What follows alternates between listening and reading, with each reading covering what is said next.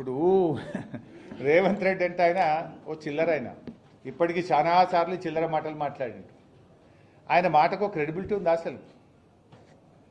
4 పార్టీలు మారినోడు, రోజుకు 4 అబద్ధాలు మాట్లాడేటోడు, 400 అబద్ధపు హామీలు ఇచ్చి అడ్డదారిలో అధికారం ఎక్కినోడు, 15 ఆగస్టు కల్లా రుణమాఫీ చేస్తా అని దేవుని మీద ఒట్టుబెట్టి మాట తప్పినోడు, సిద్దిపేటకు వచ్చి ఆయిల్ పంప్ ఫ్యాక్టరీ ఇనాగ్రేషన్ సందర్భంగా 45 రోజుల్లో 9,000 కోట్లు రైతుల అకౌంట్లలో రైతు బంధు డబ్బులు వేస్తా అని మాట తప్పిన ఈ రేవంత్ రెడ్డి మాటలకు విలువ ఉన్నదా?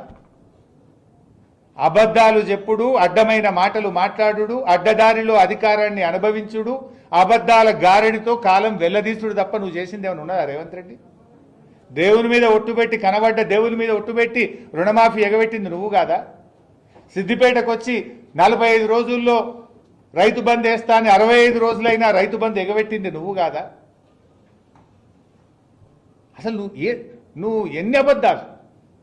అసలు 4 పార్టీలు మారింది నువ్వు, పూటకో పార్టీ మారి ఏ ఎండకా గొడుగు పట్టే రేవంత్ రెడ్డి నా గురించి మాట్లాడతాడా? నేను ఇప్పటికి 100 సార్లు చెప్పిన, నా జీవితం అంతా కేసీఆర్, నేను బతుకున్నంత కాలం బీఆర్ఎస్ అని 100 సార్లు చెప్పినా, ఇంకా 100 సార్లు చెప్తా. నువ్వేంది చిల్లరోనివి? నువ్వు అసలు నీకు నా గురించి మాట్లాడే నైతికత తక్కువ ఉందా?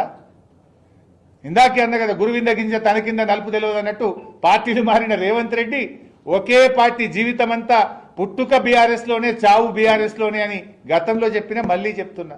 కొత్తగా చెప్పేదేముంది? నువ్వు పూటకో పార్టీ మారుతావు.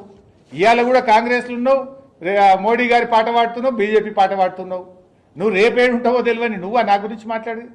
నైతికతకు నిజాయితీకి నేను కట్టుబడి ఈ రాజకీయాల్లో పనిచేసిన, విలువలతో ఉన్నాం. నీకో విలువలే లేవు నీకు.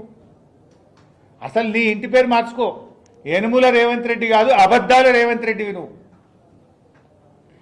నీ ఇంటి పేరు మార్చుకోవాలి నువ్వు. ఎన్నికలప్పుడు నువ్వు చెప్పినటువంటి అబద్ధాలు నమ్మే ప్రజలు మోసపోయిండ్రు. ఇవాళ ముఖ్యమంత్రి కుర్చీలో కూర్చొని కూడా అబద్ధాలే మాట్లాడుతున్నావు నువ్వు. ఒకవైపు జియో రెన్యూవబుల్ ఎనర్జీ అంటావు, ఇంకోవైపు 24 గంటల ఉచిత కరెంట్ ఇస్తా అంటావు. ఎక్కడికెళ్ళి ఇస్తావు?